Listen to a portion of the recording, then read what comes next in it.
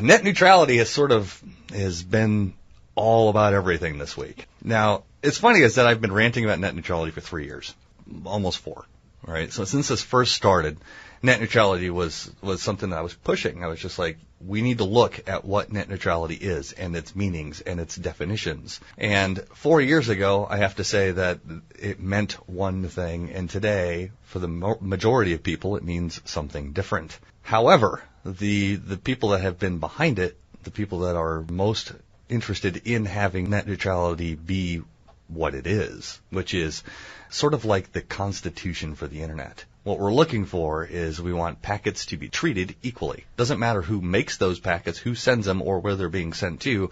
All packets should get to their destination unimpeded and unmolested. And that's basically all we're looking for from net neutrality.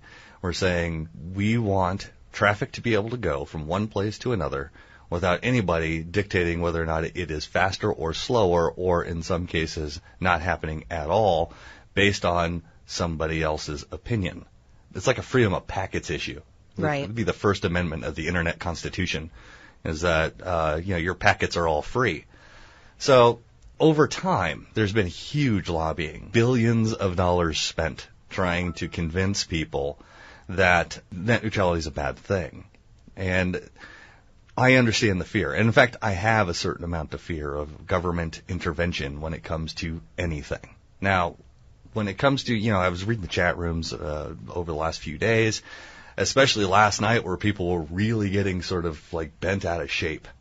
I think that a lot of the people that are getting bent out of shape have exactly the same problem that our lawmakers do, and that's that they are technotards. They have no idea how the internet works, but still want to impose either law or opinion upon everyone around them. It violates the golden rule, which is that it's okay to be ignorant because all of us have a certain amount of ignorance, right? And that's totally fine. It's okay to not know things. And it's sort of okay to be arrogant too, but you just can't be both.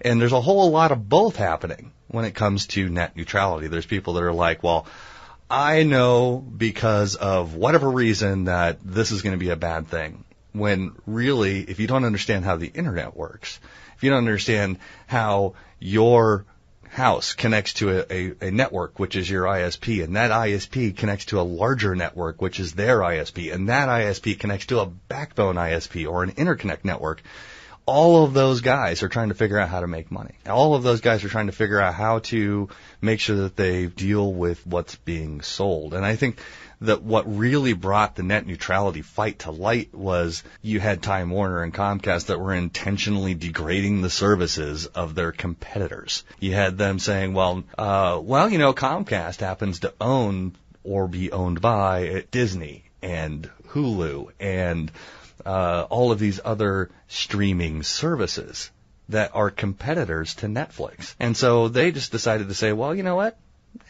We'll just slow down the Netflix traffic, and we'll make it so Netflix is sort of unwatchable. And it does two things.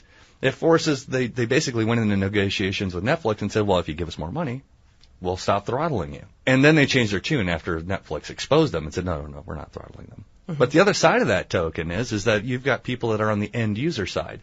You've got people that are like, well, trying to watch Netflix, and they can't. So they call up Comcast or Time Warner, and they say, well, this whole Netflix thing is buffering. And they say, well, you need faster internet. And so they were managing to exact a toll on both sides of this equation. It's basically a stupid tax. And to me, that is an issue.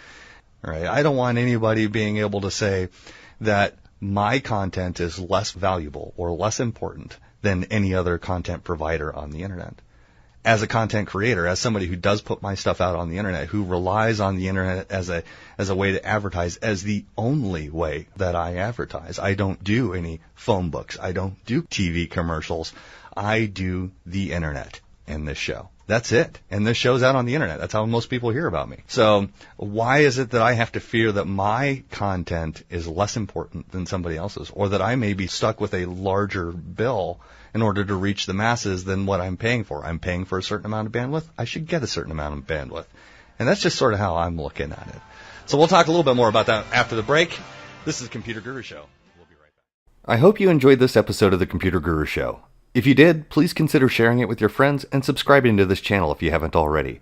Your subscription helps us reach new audiences and expand the show in new directions. Please also consider supporting us on Patreon.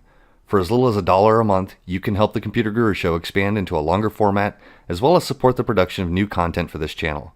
Links are in the description below, and thank you again. We'll see you next week.